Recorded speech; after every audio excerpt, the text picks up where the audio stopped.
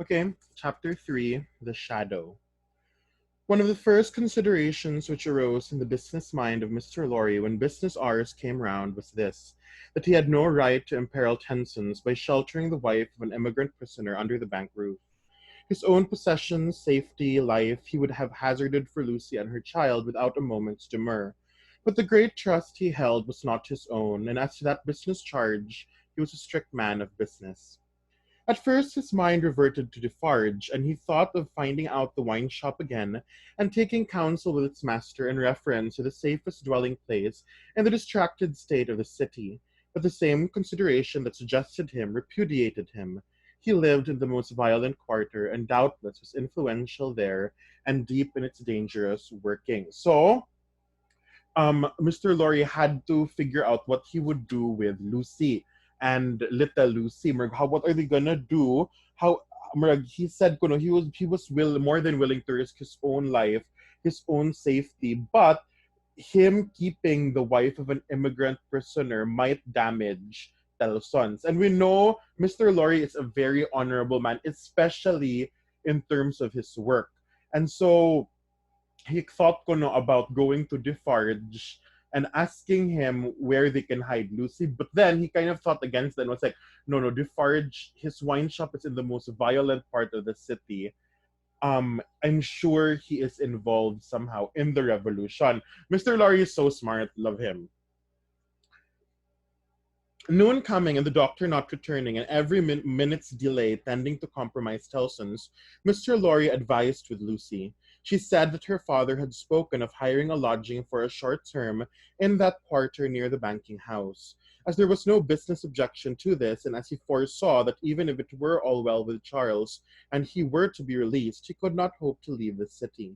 Mr. Lorry went out in quest of such a lodging and found a suitable one, high up in a removed by-street were the closed blinds and all the other windows of a high melancholy square of buildings marked deserted homes. To this lodging he at once removed Lucy and her child and Miss Pross, giving them what comfort he could, and much more than he had himself. He left Jerry with them as a figure to fill a doorway that would bear considerable knocking on the head, and returned to his own occupations, a disturbed and doleful mind he brought to bear upon them, and slowly and heavily the day lagged on with him. Okay, guys, we're in France in the height of the revolution, and Darnay is in prison. Lucy, little Lucy, and the doctor appas him. Mr. Lorry is there for work, and he has Jerry Cruncher with him, and obviously Miss Pross went with the Manette family or the Darnay family. And so, again, as I said, all of these pages prior, good guys, this is all build up, and now we're here. We're here to when everything is going to collide, and everything and everyone will serve the purpose they were written for this story. It wore itself out and wore him out with it until the bank closed. He was again alone in his room of the previous night, considering what to do next, when he heard a foot upon the stair. In a few moments, a man stood in his presence who, with a keenly observant look at him, addressed him by his name. Your servant, said Mr. Lorry. Do you know me? He was a strongly made man with dark curling hair from 45 to 50 years of age. For answer, he repeated, without any change of emphasis, the words, Do you know me? I have seen you somewhere, perhaps at my wine shop. Much interested and agitated, Mr. Lorry said, You come from Dr. Manette. Yes, I come from Dr. Manette.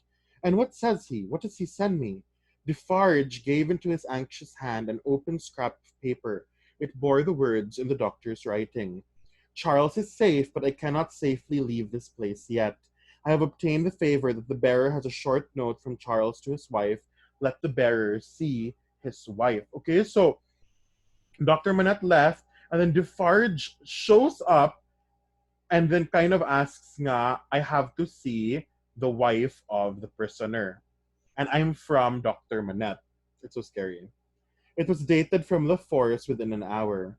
Will you accompany, said Mr. Lorry, joyfully relieved after reading this note aloud, to where his wife resides? Yes, returned Defarge. It's so scary. He's like, bring me to his wife. I have a note from him. You know, Mr. Lorry is like, oh, so this is from the prisoner. And then Defarge is like, take me to her home. And he's being very calm. Like Defarge is being very, very chill and relaxed, and it's scary, and I don't like it. Scarcely noticing as yet in what a curiously reserved and mechanical way Defarge spoke, Mr. Lorry put on his hat and they went down into the courtyard. There they found two women, one knitting. So Defarge says, "Take me to the wife." It's so scary. And he's talking so calmly and mechanically. And when they go down, Mr. Lorry sees that there are two women with Defarge, and one of them is knitting. So obviously, one of them is Madame Defarge. Madame Defarge surely, said Mr. Lorry, who had left her in exactly the same attitude some 17 years ago. It is she, observed her husband. Does Madame go with us? Inquired Mr. Lorry, seeing that she moved as they moved. Yes, that she may be able to recognize the faces and know the persons. It is for their safety. Yeah, right. Beginning to be struck by Defarge's manner, Mr. Lorry looked dubiously at him and led the way. Both the women followed, the second woman being the Vengeance. They passed through the intervening streets as quickly as they might, ascended the staircase of the new domicile, were admitted by Jerry, and found Lucy weeping alone. She was thrown into a transport by the tidings Mr. Lorry gave her of her husband, and clasped the hand that delivered his note, little thinking what it had been doing near him in the night, and might but for a chance have done to him. Dearest, take courage. I am well, and your father has influence around me. You cannot answer this. Kiss our child for me. That was all the writing. It was so much, however, to her who received it, that she turned from Defarge to his wife and kissed one of the hands that knitted. It was a passionate, loving, thankful, womanly action, but the hand made no response, dropped cold and heavy, and took to its knitting again. So they gave Lucy a note from Darnay. Lucy read it, was so happy, and she kind of like, in her joy, she took Madame Defarge's hand and kissed Madame Defarge's hand. And Madame Defarge was just like, put her hand down, and she didn't even like react to it. She just continued knitting after that happened.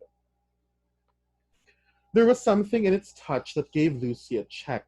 She stopped in the act of putting the note in her bosom, and with her hand yet at her neck, looked terrified at Madame Defarge. Madame Defarge met the lifted eyebrows and forehead with a cold, impassive stare. So Murag Lucy got kind of shocked that Madame Defarge reacted this way, and then she was just kind of looking at Madame Defarge, and Madame Defarge was just staring back at her. My dear, said Mr. Lorry, striking in to explain, there are frequent risings in the streets, and although it is not likely that they will ever trouble you, Madame Defarge wishes to see those whom she has the power to protect at such times, to the end that she may know them, that she may identify them. I believe. You're right, said Mr. Lorry, rather halting in his reassuring words, as the stony manner of all the three impressed itself upon him more and more. I state the case, Citizen Defarge. So, murag nahadlok si Lucy at how Madame Defarge is acting, and Mr. Lorry was like, relax, Lucy. Murag, Madame Defarge looks at people, she takes a mental list of them who she wants to protect. Yeah, right. Okay, but even Mr. Lorry wasn't very assuring. I'm like, right? That's why she's looking so intently at Lucy, right? Because she's making a mental list on who to protect. But we know Madame Defarge doesn't net the names of people she wants to protect. Defarge looked gloomily at his wife and gave no other answer than a gruff sound of acquiescence. You had better, Lucy, said Mr. Lorry, doing all he could to propitiate by tone and manner, have the dear child here, and our good Pross Defarge, is an English lady and knows no French. The lady in question, whose rooted conviction that she was more than a match for any foreigner, was not to be shaken by distress and danger, appeared with folded arms and observed in English to the Vengeance, whom her eyes first encountered.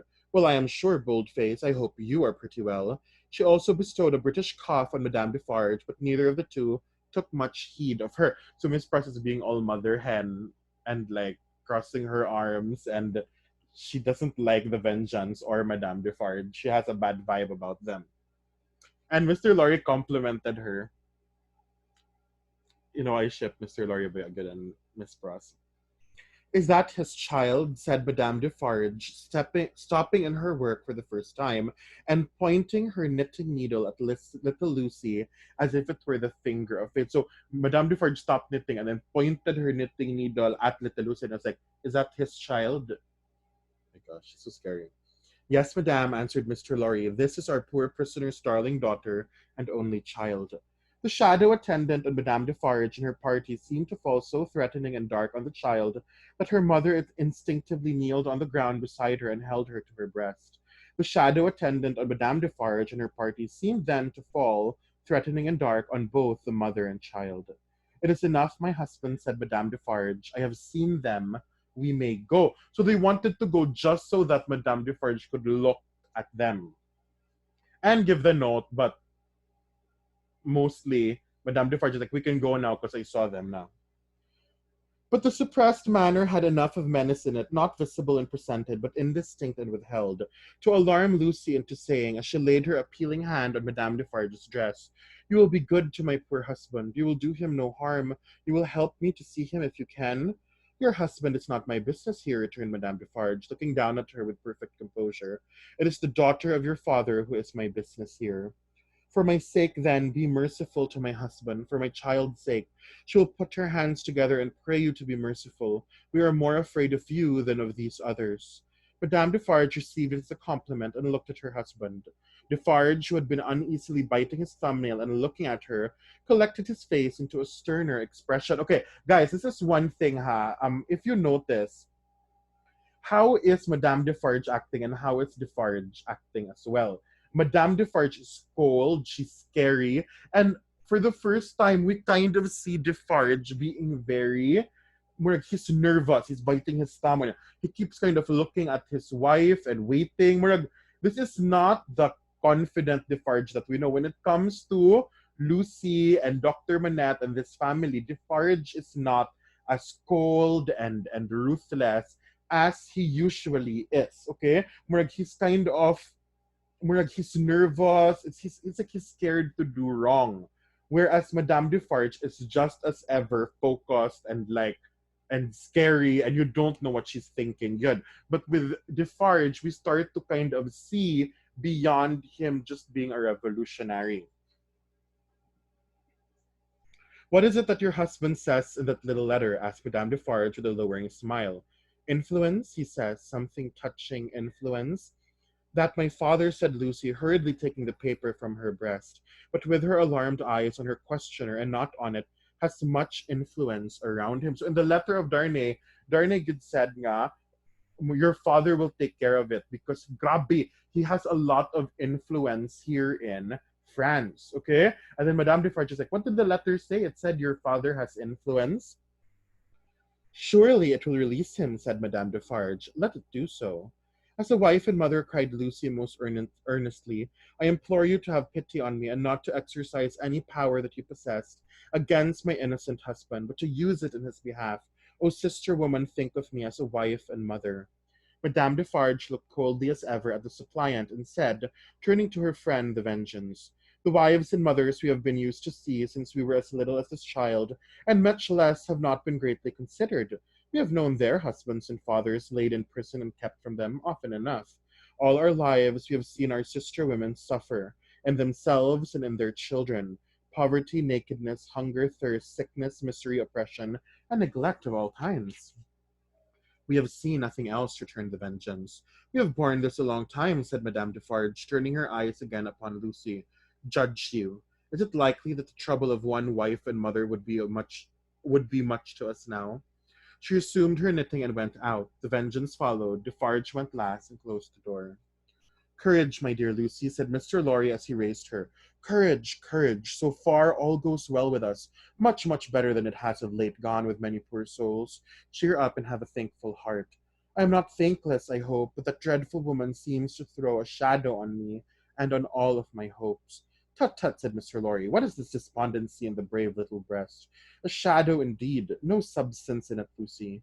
But the shadow of the manner of these Defarges was dark upon himself for all that, and in his secret mind it troubled him greatly. So Mr. Lorry was trying to cheer her up.